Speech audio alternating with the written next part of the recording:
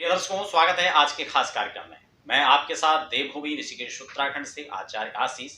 आप भी अपने परिचय के तौर पर नीचे कमेंट बॉक्स में अपना या अपने शहर का नाम लिखकर हमारे कार्यक्रम का एक खास हिस्सा बन सकते हैं। आज एक बहुत महत्वपूर्ण चर्चा मैं आपके साथ करने वाला हूं, क्योंकि अक्सर बहुत सारे लोगों का एक निवेदन रहता है। पूर्व में जो वीडियोस बनाई थी उन पर लगातार कमेंट के माध्यम से या कहीं ना कहीं लोग जानना चाहते हैं, संपर्क कर रहे थे कि गृह प्रवेश के लिए कोई एक ऐसी वीडियो बनाई जाए कि जिसमें पूजन का समस्त विधान हो, या एक वीडियो ऐसे बनाई जाए जिसमें गृह प्रवेश में क्या क्या करना चाहिए। नवीन गृह प्रवेश है तो हमें उसके नियम क्या क्या है, जो मुख्य नियम है उस पर एक चर्चा होनी चाहिए। मुझे लगा ये बहुत लोगों की आवश्यकता होती है, बहुत लोगों को इसकी जानकारी की आवश्यकता है और ये जानकारी होना अत्यंत आवश्यक भी है। क्यों? क्योंकि गृह प्रवेश, घर खरीदना आज के समय में सामान्य व्यक्ति के लिए कितना महत्वपूर्ण है और कितना उसके लिए एक विशेष अवसर होता है, वो लोग जानते हैं, समझते हैं जब आप घर खरीदते हैं। कुछ ही बार जीवन में एक अवसर मिलता है। कुछ लोगों को पूरे जीवन काल में एक ही बार गृह प्रवेश के लिए मौका मिलता है, कुछ लोगों को 2-4 मिलते हैं, लेकिन कठिन है। अब जब हम घर में जाते हैं, गृह प्रवेश करते हैं, तो कुछ खास सिलेक्टेड नियमों को हम यहाँ पर चर्चा करेंगे, जिसका हमें ध्यान रखना चाहिए, क्योंकि ये अवसर बार बार नहीं आते। सबसे पहले तो मैं आपको निवेदन करूंगा कि जब भी हम गृह प्रवेश करते हैं, हम अक्सर करते हैं क्या है कि जब मुहूर्त तक निकालते हैं तो हम सोचते हैं बस किसी तरह से हमारा काम, बहुत सारे लोग, सब तो नहीं लेकिन काफी लोग सिर्फ ये चाहते हैं कि हमारा काम, देखो जब मकान बनाते हैं तो हमारी एक ईंट भी फ्री में नहीं लगती है, ना कोई डिस्काउंट में लगती है। अगर 8 रुपए की ईंट है तो 8 रुपए का ही लगेगा, 7.5 का नहीं लगता। और अगर 7.5 वाली हमने ईंट लगा दी तो 2 एम की लगेगी। समझ रहे हैं? अगर हमने 6 रुपए 7 रुपए की लगा दी और कम की लगा दी तो चटका लगेगा और बेकार ईंट लगेगा। लेकिन अगर हमें अव्वल ईंट लगानी हुई तो हमें प्रॉपर उसकी कीमत चुकानी होगी। अब आप समझ रहे होंगे मैं आपको क्या कहना चाह रहा हूं। अगर हमने मिस्त्री ए ग्रेड नहीं रखा तो मकान सही नहीं बनेगा। लेकिन हम अंतिम में जब बात गृह प्रवेश की आती है तो हम सबसे पहले फ्री में मुहूर्त जानना चाहते हैं। हम लोग कहीं भी इधर उधर गूगल में सर्च मार लिया, यूट्यूब में मार लिया। अब वहां पर यूट्यूब पर तो बाढ़ है, तारीख बताने वालों को कोई दिक्कत नहीं। आपको उदाहरण के साथ कोई नहीं बताएगा, आपको मुहूर्त के नियम कोई नहीं बताएगा, तारीख बता देगा। आप भी वीडियो बना के अपलोड कर सकते हैं, क्या प्रमाणित हो जाएगी? हम पंचांग के अनुसार जो नियम है, वह मुहूर्त है, नक्षत्र है, लग्न है, उसके आधार पर क्या मुहूर्त निकाल रहे हैं, ये बहुत आवश्यक है जानना। लेकिन हम अंतिम में भूल कर जाते हैं, हम वहां फ्री के चक्कर में रहते हैं और हमारा सारा मूड गड़बड़ हो जाता है। फिर जब गृह प्रवेश कराते हैं तो हम सोचते हैं कोई सस्ता वाला ब्राह्मण मिल जाए जो हमारी पूजा कर ले, बस फिर हम सीधा हवन करते हैं और अपना लोगों को 1000 रुपए की पार्टी तो करवा देते हैं, लेकिन पूजा में क्या करना है वो हमें पता ही नहीं है, क्योंकि हमने सबसे सस्ते ब्राह्मण का चयन किया। तो मेरा सबसे पहले आपसे निवेदन यही रहेगा कि आप जब इतना बड़ा कार्य कर रहे हैं, विवाह है, कुछ चीजें ऐसे जिसमें बिल्कुल कंप्रोमाइज मत कीजिए। पूरे जीवन का सवाल है आपका। विवाह करते हैं, हम सोचते हैं यार हमारे बच्चों की कुंडली हम बस ऐसी मिलवा ले, किसी से मिलवा लिया, बाद में पता लगे समस्याएं खड़ी हो गई, क्योंकि उसका प्रॉपर समाधान नहीं बताया।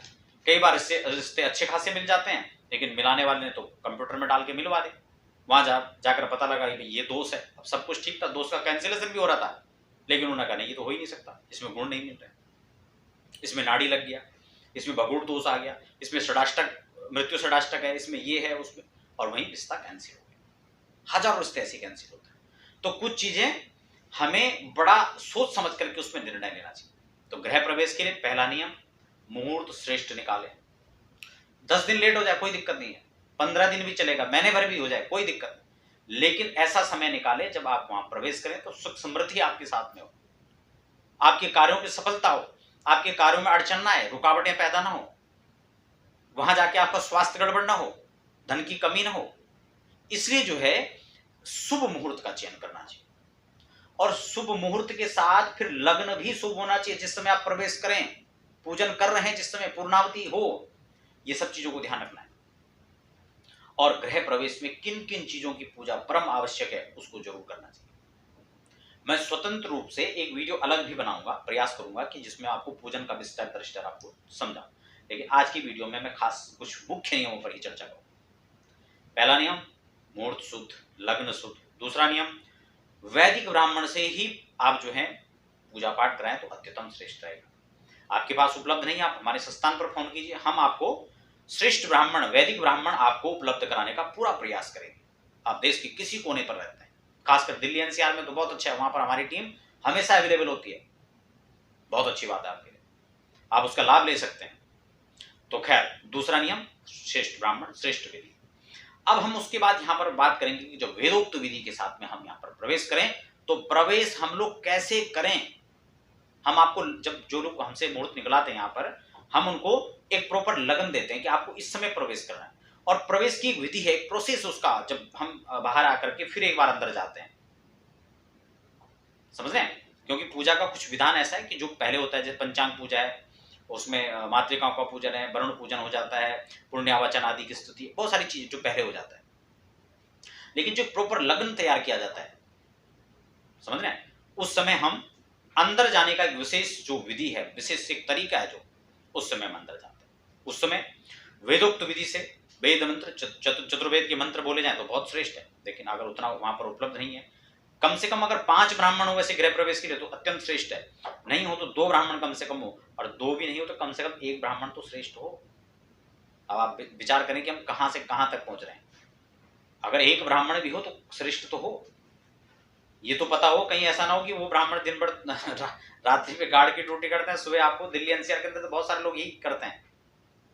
बहुत सारे लोग कहते हैं नहीं, हमने उन पंडित जी को बुलाया, उनकी ड्यूटी वहां है, और वो पूजा पाठ भी कर लेते हैं। तो बड़ा आश्चर्य भी होता है उसमें कि हम लोग ऐसे तो कपड़े तो हम ढूंढने जाते हैं, ब्रांडेड जूते लाते हैं, ब्रांडेड और काम करते हैं तो ये बड़ा हास्यास्पद भी कभी कई बार होता है।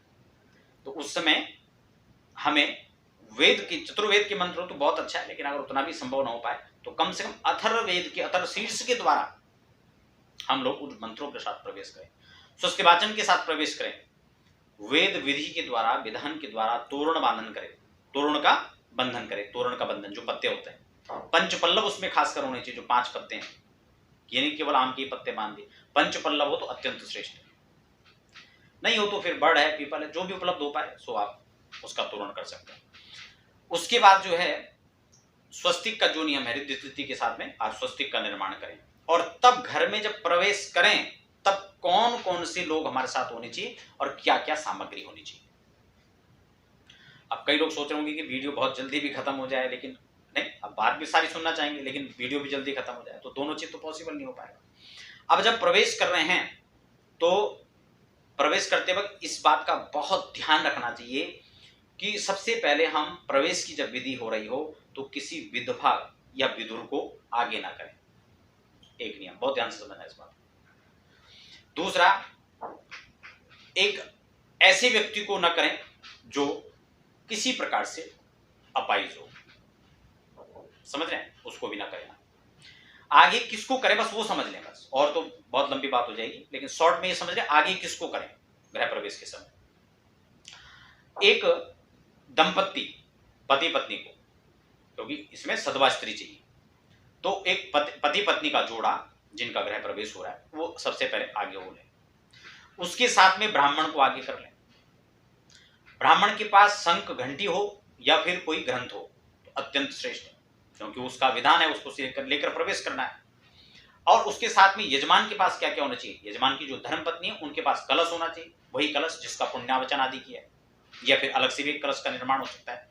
और नियम तो यह है कि वह कलश आपके पुराने घर से स्थापित होकर के रिद्धि सिद्धियों के साथ वहां से उसको लेकर आया जाए, ये उसका नियम है। लेकिन अगर ये नियम पूरा नहीं होता तो इसकी ऑब्लिक दूसरी व्यवस्था फिर हम लोग को तैयार करनी पड़ती है। वो कैसे करना पड़ता है, वो वहां पर जो ब्राह्मण होते हैं वो अब जानते हैं, तो उस हिसाब से करेंगे, नहीं तो फिर कुछ तो होता ही नहीं जी। आवश्यक है, परम आवश्यक, तो उनकी धर्मपत्नी के सिर पर यह कलश होना चाहिए। यजमान के पास क्या क्या होना चाहिए, यानी जिसका जो स्वयं गृह प्रवेश कर रहे हैं उसके पास क्या होना चाहिए। देखो कुछ चीजें हैं जो मैं आपको यहां पर बता रहा हूं जिनके साथ हमें गृह प्रवेश करना चाहिए। अब हम जब प्रवेश कर रहे हो तो हमारे पास सबसे पहले गणपति की कोई प्रतिमा होनी चाहिए, चाहे मूर्ति हो, चाहे सिक्के के रूप में, चाहे सुपारी के रूप में, जो भी उसका प्रतीक चिन्ह गणपति रिद्धि सिद्धि के साथ जिनका पूजन हम पहले ही कर चुके हैं वह हमारे साथ उस समय प्रवेश के समय होने चाहिए, एक बार। दूसरा, हमारे साथ में या तो शालिग्राम जी होने चाहिए। अब शालिग्राम जी वो नहीं जो चीनी मिट्टी के आते हैं, हम खड़े कर दे तो शंकर जी, लेटा दे तो शालिग्राम जी। ओरिजिनल जो शालिग्राम है वो हमारे पास होने चाहिए। अच्छा, आपको ये सब सामग्री नहीं मिल पा रही है तो आप हमारे संस्थान पर संपर्क कर सकते हैं, हम आपको घर बैठे उपलब्ध कराने का भी प्रयास करेंगे। तो शालिग्राम जी हो गए। उसके बाद हमारे पास एक ओरिजिनल शंख, जो जो है वामवर्ती शंख, जो बजने वाला होता है। लोग दक्षिणावर्ती भी रखते हैं, लेकिन वो आपका एक अपनी इच्छा है। लेकिन मैं तो सजेस्ट ये करता हूं कि आप सिर्फ वामवर्ती शंख भी रख ले तो पर्याप्त है। कारण क्योंकि तो पूजा में काम आएगा, बजाने के काम आएगा। नहीं, शंख के लेकर जो शंख की विधियां हैं, ओरिजिनल शंख कैसे होता है, इसके लक्षण क्या है, कैसे कैसे रखना चाहिए, किन किन चीजों में काम आता है, वास्तु का क्या उपाय होता है शंख से, लक्ष्मी के लिए क्या उपाय, इन तमाम चीजों पर भी मैं अलग अलग टॉपिक पर चर्चा कर चुका हूँ। डिस्क्रिप्शन में लिंक है, आप उनको भी देख सकते हैं बाद में। तो हमें हमारे पास क्या होना चाहिए, एक शंख होना चाहिए, दक्षिणावर्ती शंख। दक्षिणावर्ती शंख के साथ साथ हमारे पास क्या क्या हो गया, शालिग्राम जो हो गए, दक्षिणावर्ती शंख हो गया, और स्फटिक श्री यंत्र हमारे पास में हो तो अत्यंत श्रेष्ठ है। और नहीं तो महालक्ष्मी का कोई तो यंत्र हमारे पास होना ही चाहिए। समझ रहे हैं? अब स्फटिक श्री यंत्र में इसलिए यहां पर विशेषकर कहा क्योंकि स्फटिक कई मायनों में, कई चीजों के लिए, मैं उसके लिए अलग से विस्तार से चर्चा कर चुका हूं, यहां पर उसकी कोई मैं अतिरिक्त चर्चा नहीं करूंगा। लेकिन सिर्फ ये कह रहा हूं कि स्फटिक श्री यंत्र होना चाहिए। उसके क्या लाभ है, क्या नहीं है, क्या पहचान है, वो तो मैं अलग से आपके साथ चर्चा कर चुका हूँ। डिस्क्रिप्शन में इसीलिए कह रहा हूँ, तमाम लिंक है, आप वहां पर जाइए, आपको जो समझ में आता है उस चीज को आप देखिए और अपने संशय का निवृत्ति आप वहां पर कीजिए। तो हमारे पास क्या क्या सामग्री बताई आपको, सबसे पहले गणेश जी, फिर हमारे पास शालिग्राम जी, फिर हमारे पास स्फटिक श्री यंत्र, और फिर हमारे पास कोई एक धर्म ग्रंथ, शंख घंटी अगर ये ब्राह्मण के पास हो तो ठीक है, शास्त्र भी उनके पास हो तो भी चलेगा। यजमान के पास ये अतिरिक्त सामग्री गणेश जी रिद्धि सिद्धि के साथ में होने चाहिए, ठीक है। और तुलसी का पेड़, तुलसी का बिरवा, आप चाहे गमले में रख लें या किसी प्रकार, जो भी जैसी व्यवस्था है वो आप अपने हिसाब से देखें। लेकिन एक व्यक्ति के पास जो कर रहा है, या तो उसका भाई हो, नहीं है, या फिर कोई और भी उनके साथ में जो अपने परिवार के करीबी जन होते हैं, मित्रजन होते हैं, जिनको पास आप उचित लगे, ये सामग्री हमारे पास होनी चाहिए। क्या क्या, शालिग्राम जी हो गए, शंख हो गया, और घंटी हो गई, साथ साथ में तुलसी का बिरवा हो गया, स्फटिक श्री यंत्र हो गया, धर्म ग्रंथ हो गया, और हमारे पास वो वरुण का कलश जो जिनका गृह प्रवेश हो रहा है उनकी धर्मपत्नी के सिर पर विराजित रहेगा। तो ये कुछ सामग्रियां हैं जो प्रवेश के समय होनी चाहिए। अब बहुत ध्यान से समझना, एक एक स्टेप, अगर थोड़ा सा भी आपने वीडियो मिस कर दिया तो समझ लो आपकी बात छोड़ गई, दोबारा वो आपको पता नहीं चलेगा जो मैं आपको बताना चाह रहा हूं। अब जब हम प्रवेश कर रहे हैं तो सबसे पहले स्त्री जब प्रवेश करेगी तो उसका दाहिना पैर आगे होगा, सॉरी बायां पैर, सॉरी आई एम सॉरी, जब स्त्री प्रवेश कर रही होगी तो उसका बायां पैर, सबसे पहले पैर जो रखेंगी वो बायां पैर रखेंगी, और पुरुष अपना सबसे पहले दाहिना पैर रखेंगे। अब यहां पर बड़ा देखो, ये नियम बहुत अद्भुत है, बहुत अलग है, प्रकृति का नियम है। वैसे तो हमारे यहाँ अगर आपने धर्मशास्त्र की बात अगर सुनी हो और उसमें आपने सामुद्रिक ग्रंथ को आप समझते होंगे, उनको जानते होंगे, तो स्त्री का बायां अंग जो है शुभ माना जाता है और पुरुष का दायां अंग शुभ माना जाता है। तो आप इस मायने में भी समझ सकते हैं, ठीक है। और हमारी युगल सरकार, नहीं, राधे कृष्ण, सीताराम, शिव शक्ति, तो युगल युगल युगल यानी जोड़ा, तो युगल सरकार की महिमा है। प्रकृति में प्रकृति और पुरुष दोनों की साम्यता है, जब दोनों एक साथ मिलते हैं तब सृजन होता है, तब नई चीज का जन्म होता है, तब नई चीज होती है, नया सृजन हो पाता है, नई बात बन पाती है, नया कुछ जीवन में होता है। तो ये बायां अंग और ये दायां अंग, यानी स्त्री पहले बाएं प्रवेश पैर से प्रवेश करेंगे और पुरुष दाएं से करेंगे। और इस प्रकार से हम एक एक कदम, पहले एक कदम वो रखेंगे, फिर एक कदम ये रखेंगे, फिर अगला कदम ये रखेंगे, फिर अगला कदम रखेंगे। इस विधि के द्वारा हम अपने घर में प्रवेश करेंगे। साथ में कौन कौन होंगे, ब्राह्मण देवता हमारे साथ होंगे, ठीक है। और एक कन्या को भी जरूर अपने साथ आगे कर लें, अगर अपनी बिटिया हो तो बहुत अच्छा है, भाई की बिटिया हो, रिश्तेदारों की बिटिया हो, मित्र की हो, कोई भी हो, नहीं तो किसी को भी एक कन्या को पकड़ के साथ में रखें। दूसरा एक और चीज है, अगर गौ हो, देसी बछड़ा हमारे पास में बछड़ी हो, अत्यंत श्रेष्ठ है। गीता का ग्रंथ हो, बहुत श्रेष्ठ है। भागवत ग्रंथ हो, अत्यंत श्रेष्ठ है। तो आपको कुछ सामग्री बता दी, क्या क्या बताया, गणेश जी बताए, लक्ष्मी जी बताए श्रीयंत्र के रूप में, शालिग्राम जी बताए विष्णु के रूप में, शंख बताया भगवान विष्णु लक्ष्मी के भाई के रूप में, तुलसी का जब वृक्ष है अत्यंत पुनीत और पवित्र माना जाता है, तुलसी का पौधा हो गया, भागवत जी का ग्रंथ हो गया या गीता का ग्रंथ हो गया, ब्राह्मण हमारे साथ में हो गए, ठीक है, कन्या हमारे साथ में होगी, गौ माता अगर होगी तो बहुत श्रेष्ठ है, एक बछड़ी भी हो सकती है, बछिया उसको भी रख ले, अगर वो नहीं है तो शहरों में तो पॉसिबल नहीं होगा, बड़े बड़े फ्लैटों में करा रहे तो व्यवस्थाएं नहीं होंगी, लेकिन अगर संभव हो चुके तो ये सब चीजें करें, समझ रहे हैं, ये उसका विधान है। अब इन सब चीजों के साथ हम लोग अंदर प्रवेश करेंगे। अब बात आती है, क्योंकि मैं आज पूरी चर्चा इस पर करूंगा, अब बात आती है दूसरी कि वेदोक्त विधि से ही हमने प्रवेश तो कर लिया, अब हम पूर्णावती नहीं करेंगे। कई बार हम लोग जैसे यज्ञ करते हैं उसमें हम क्या करते हैं, नारियल की पूर्णावती करते हैं, इसमें नारियल की पूर्णावती आप घर में नहीं करें, क्योंकि अभी ये पूर्णावती नहीं हो रही है, यहां तो प्रारंभ हो रहा है भगवान के यजन का, अपनी जिंदगी का नया कुछ आप यहां पर करना चाहेंगे, पूर्णावती नहीं है। इसलिए ये ऐसा यज्ञ नहीं है जिसकी हम पूर्णावती कर दें, यहां हम प्रवेश कर रहे हैं, यहां हम प्रारंभ कर रहे हैं, इसलिए इस बात को भी ध्यान में रखें। अब दूसरी सबसे बड़ी बात, अब हम किचन शुरुआत कर रहे हैं, बड़े ध्यान से आप इसको समझें, जब हम किचन शुरुआत कर रहे हैं तो किचन में अब हम क्या क्या करेंगे। सबसे पहले तो जब हम किचन की शुरुआत करेंगे तो सबसे पहले हमें क्या करना होगा, नल का पूजन करना चाहिए किचन में जाकर, क्योंकि जल ही जीवन है और जल के बिना जीवन नहीं है, इसलिए हमें सबसे पहले, क्योंकि जो भी कुछ बनेगा वो सबसे पहले उसमें जल चाहिए। भाई खाना बनाएंगे तो सबसे पहले धोएंगे ना सामान को, उसकी स्वच्छता होगी ना, पवित्रता होगी ना, तो सबसे पहले वरुण का ही पूजन करना चाहिए, क्योंकि यही यहां पर सब सिद्धि देंगे। अगर ये नहीं है, पानी नहीं है, तो किचन आपका सुना है। अगर खाना बाहर से भी आ जाएगा तो बाहर से आने के बाद भी आपको हाथ धोना पड़ेगा, पानी पीने के लिए चाहिए, तो पानी के बिना किचन है ही नहीं। तो इसलिए सबसे पहले हमें वरुण का पूजन, नल का पूजन वहां करना है।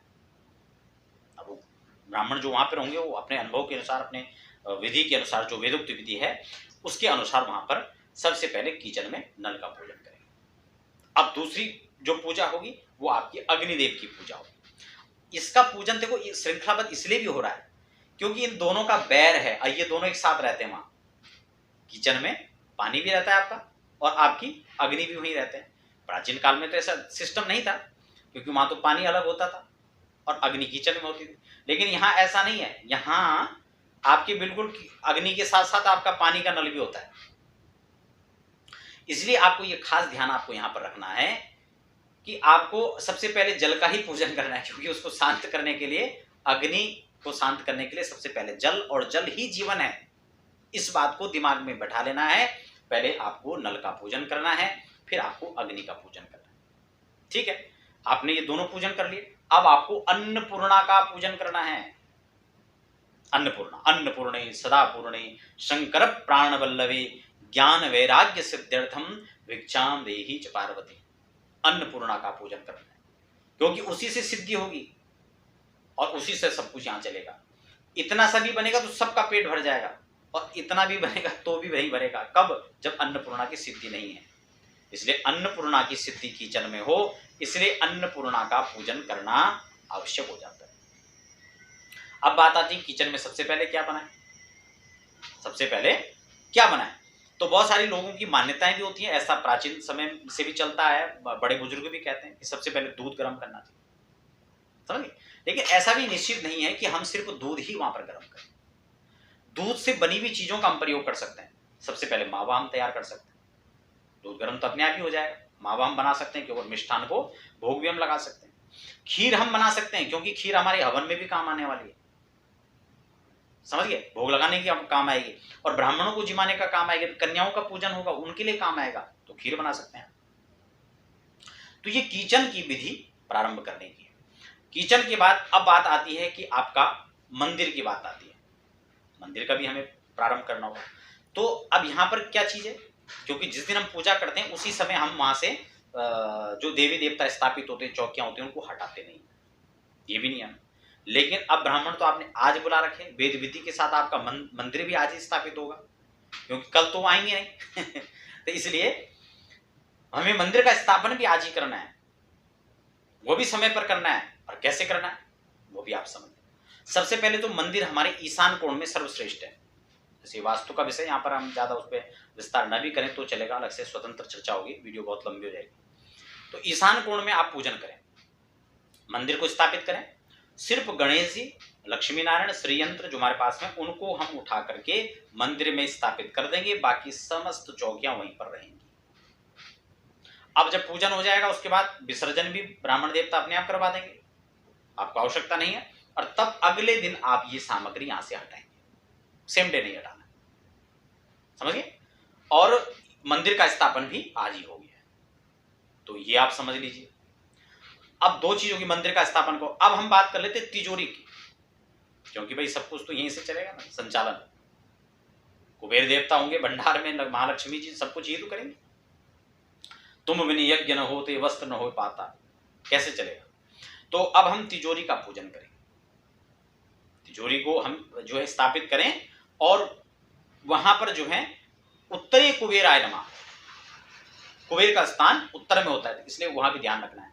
वो अलग अलग चीजें, कई बार वहां पर वो व्यवस्था नहीं होती, तो हमें सेकंड फर्स्ट जो बेस्ट जो होता है उसमें हमें वहां पर स्थापित कर देना चाहिए। तो कुबेर का पूजन वहां करना चाहिए। श्री सूक्त, कनक धारा आदि के द्वारा हमें वहां पर महालक्ष्मी की स्थापना पुनः करनी चाहिए, और लक्ष्मी का स्थिर वास वहां पर हो, उसके लिए भी हमें वहां पर सबसे पहले स्वर्ण स्थापित करना चाहिए। फिर हमें धन, जो करेंसी हमारे पास में, उसको स्थापित करना चाहिए। ये मंदिर आपका स्थापित हो गया। अब बात आती है हमारे टॉयलेट को हम कैसे यूज करें। सबसे पहले उसके लिए हमें सबसे पहले फिटकरी का कुछ जल हमें बनाना चाहिए, तैयार करना चाहिए, या नमक का जल तैयार करना चाहिए। अगर दोनों भी हो तो भी श्रेष्ठ है। तो सबसे पहले इसका सिंचन यहां पर करें, क्योंकि पंचगव्य आदि का तो पहले प्रोक्षण हो ही जाता है सब जगह, लेकिन वहां जाकर कोई स्पेशल प्रोक्षण नहीं करते हैं, बाहर से कर देते हैं। किचन वगैरह सब जगह तो रूम में तो जाते हैं प्रोक्षण करने, लेकिन वहां नहीं जाते हैं, बाहर से कर देते हैं। तो वहां सबसे पहले हमें नमक का पानी और फिटकरी के पानी से वहां पर प्रक्षालन करना चाहिए। चाहे मार्जन कर दें, आप खूब भी डाल दें तो क्या दिक्कत है, कोई दिक्कत भी नहीं है। तो सबसे पहले इसको वहां पर प्रयोग करना चाहिए, और फिर टॉयलेट हमें यूज करना चाहिए। तो ये भी बहुत ध्यान रखने की चीज है। अब उसके बाद हमें मंदिर का हो गया, टॉयलेट का हो गया, किचन की हमने बात कर ली, तिजोरी की बात कर ली। अब नए घर में सामान कब लाना चाहिए, और सबसे पहले क्या लाना चाहिए।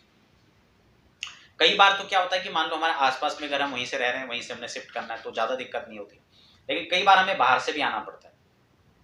तो हमें प्रयास करना चाहिए कि सबसे पहले कोई टूटी फूटी चीज, खंडित चीज, लोहे की चीज सबसे पहले हमें अंदर ले जाना चाहिए। अगर हम लेकर चले भी गए तो हमें पहले स्टोर में कहीं उनको स्टोर कर लेना चाहिए, उसके बाद ये सब विधि होने के बाद तब हमें उनको वहां से हटाना चाहिए। तब तक पैकिंग व्यवस्था कहीं करके उनको एक स्टोर में हम शिफ्ट कर लेना चाहिए। उसके बाद बात आती है कि अगर हमने नया घर बना लिया, इस विधि से हमने स्थापित कर लिया, तो अब घर को कब तक नहीं छोड़ते हैं। बहुत गंभीर प्रश्न है, क्योंकि लोग अक्सर इस विषय पर लोग जानना चाहते हैं, पूछते भी हैं कि अगर नया घर बना लिया तो नए घर को हम कब तक खाली नहीं छोड़ सकते हैं। समझ रहे हैं। तो नियम तो ये कहता है कि कम से कम 1 वर्ष तक आप जो है घर पर ताला न लगाएं, लेकिन ऐसा संभव नहीं हो पाता है। तो ऐसी स्थिति में आप कम से कम 1 महीने तक न लगाएं, लेकिन कई बार ऐसा भी नहीं हो पाता है। तो फिर 1 सप्ताह न लगाएं, तो कई बार ऐसा भी नहीं होता है। तो इसलिए सबसे कम छूट उसमें आपको दी जाती है कि आप 1 दिन यानी 24 घंटे, 1 दिन और रात आप घर पर ताला ना लगाएं, ठीक है। और कम से कम ये घर में एक व्यक्ति रहना ही रहना चाहिए। अगर कम से कम 1 महीने, तो इस नियम को करें कि 1 महीने तक घर को खाली ना छोड़ें, कम से कम 1 महीने। ये बात आ जाती है। अब हमने ताला की बात कर ली, कब क्या होना चाहिए। अब गृह प्रवेश में पूजन में कितना समय लगता है, इसको लेकर भी बहुत सारे लोगों के मन में संदेह रहता है, प्रश्न रहते हैं कितनी देर पूजा में लगती है। अब देखिए, गृह प्रवेश की जो पूजा होती है, अगर उसको विधि विधान के साथ में किया जाए तो कम से कम इसमें घंटे नहीं, समय इसमें दिनों में लगता है। 3 दिन कम से कम इसमें लगते हैं गृह प्रवेश को विधि और विधान के साथ करने। अब आधे लोग तो सोचने लगे होंगे क्या होगा, नहीं, लेकिन अगर 3 दिन में क्या होगा वो विषय अलग है, मैं उस पर स्वतंत्र चर्चा अलग से करूंगा। लेकिन 3 दिन में अक्सर आज के समय में लोग बहुत कम कराते हैं, और जो जानकार लोग हैं वही कराते हैं। और ये तो मैं नहीं कह सकता हूं कि जिनके पास आर्थिक क्योंकि आर्थिक तंगी का तो मतलब बनता ही नहीं है, चाहे आप लोन लेके भी मकान बना रहे हो या कोई भी व्यवस्था है। तो मेरे हिसाब से जब मकान बन जाए इतना बड़ा, तो 3 दिन की पूजा कराना कोई बहुत बड़ा कार्य तो नहीं है, लेकिन हाँ ये जरूर कह सकते हैं कि हर कोई इतना दम भी नहीं बढ़ता है कि चलो इतना खर्च हम पूजन में भी कर लें। हाँ, उससे डबल खर्चा दवाई में चला जाए कोई दिक्कत नहीं है, लेकिन हम इतना नहीं सोचते कि चलो वो विषय अलग है, विषयांतर हो जाएगा। तो 3 दिन का समय जो है पूजन में लगता है, लेकिन ऐसा संभव नहीं हो तो हमें 2 दिन, और अगर वो भी संभव नहीं हो तो 1 दिन। अब 1 दिन में कितना समय लगता है? अगर हम पूरे विधि विधान के साथ करेंगे, जो पंचांग स्थापना है, उसमें जो है योगिनियों का पूजन है, मातृकाओं का पूजन है, उसमें नवग्रहों का पूजन है, इष्ट कुल देवताओं का पूजन है, वास्तु का पूजन है, वास्तु का यज्ञ है, तो इसमें मिला जुला करके कम से कम 3 साढ़े 3 4 घंटे का समय तो लग ही जाता है। समझ गए इस सारी प्रक्रिया में? तो अब इससे शॉर्ट तो ये हो नहीं सकता।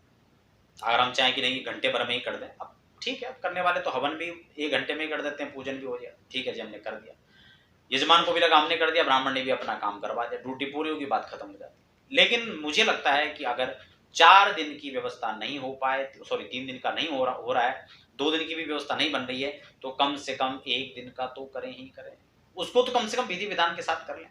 अब कितनी छूट ले लें आप बताओ? तो इससे ज्यादा छूट तो मेरे हिसाब से है नहीं। अब बाकी आपका स्वतंत्र मन करता हो कि नहीं उससे भी कम हो जाना चाहिए, तो उसके भी वो आपका स्वागत योग्य, आप अपना स्वतंत्र, उसमें आपका मत है। तो आशा करता हूँ बहुत सारी चीजें जो है आज क्लियर हो गई होंगी, बहुत सारे जो कंफ्यूजन थे आपके दिमाग में वह भी आज पूरा हो चुका होगा, क्योंकि इस वीडियो में लगभग मैंने सारे पॉइंट को लिया।